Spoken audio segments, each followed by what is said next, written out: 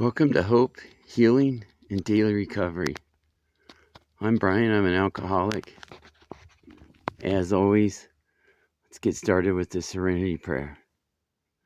God, grant me the serenity to accept the things I cannot change, the courage to change the things I can, and the wisdom to know the difference.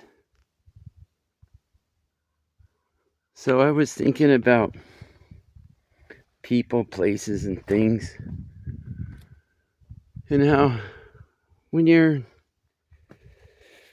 trying to be sober, trying to walk the straight line, and get into a new way of living, a lot of times the people that you know, the people that you knew, the places that you go or the places that you went, or the things that you had, can lead to either a relapse or more drinking, or maybe just had a part in your alcoholism, or whatever it is that happened to you. I imagine that your first clue, usually that your life's become unmanageable, has to do with relationship, some kind of a love loss or something. And I was thinking how there was a time where I basically drank like a normal person. And then I got involved with a woman who just kind of, I don't know, my life just got stagnant with her. She was just kind of an old hag, fuddy-duddy, never wanted to do anything. She never wanted to go to the beach because she thought that it would get sand in the car. If that ever happens to you, if you ever take a woman to the beach and she doesn't want to go because she might get the car sandy, I recommend finding another woman right on that spot. But I didn't. I kept going and putting up with that crap, I guess I figured I deserved it in some way or something. But I feel like that relationship kind of set me off on the tear that I went on. And then that was followed by another really horrible relationship that was like the best year of my life and the worst year of my life all at the same time. And that relationship, really sent me into put my drinking in high gear. After a year being with her, and things were getting all screwy, and the only way that, I've said before that sobriety became so painful that I really couldn't bear it. And the only refuge I had was cigarettes and beer. So I had started smoking, again at that time, because I started smoking with that first old hag I was telling you about. And let's see, I'm kind of losing my train of thought here. But there's something about, those people. I mean, let's just say, I had passed on some really excellent women in the past that I should have been with. And then for some reason, like always, I just didn't know what I had at the time I had it. And then I got involved with women that I shouldn't have got involved with. And then it ended up really just destroying my life and leading to drinking, Now, I think I was probably predisposed to drinking, but there's something about those relationships that really kicked me off, And then when I was rebounding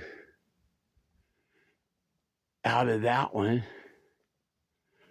then I got involved with some women that were even worse. And just thinking about that, it's funny, I find a skeleton or something dead right at the time I'm thinking about those two horrible relationships.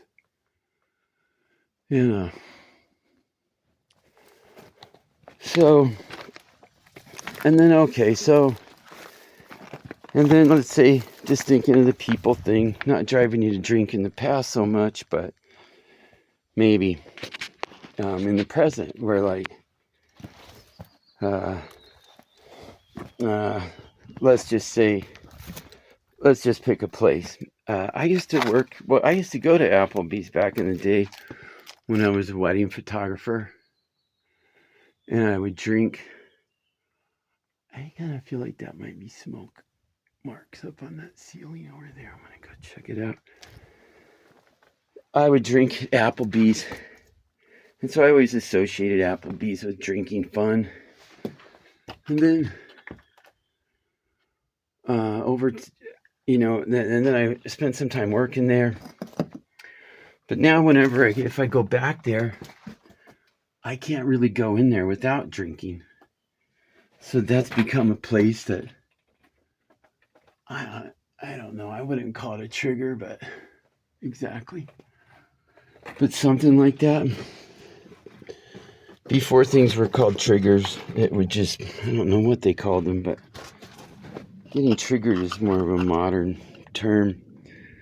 It just makes you feel like drinking, basically, So, and then if you have a particular person that you normally drink with there, especially if you go there with them, you just feel like drinking. You just don't even see the point of going in there without drinking, And so, okay, we got the people and places, and maybe the things.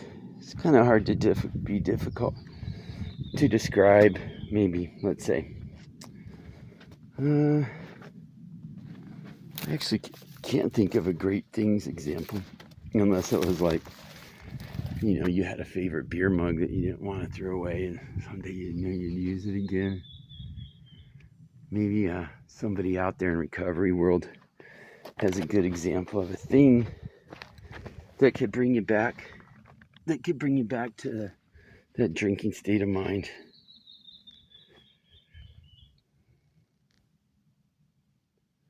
And so you have to just kind of be vigilant and then be aware, like, oh, I don't want to see those people, places, or things, or I don't want to be around those people, places, or things, because it gets you off your path,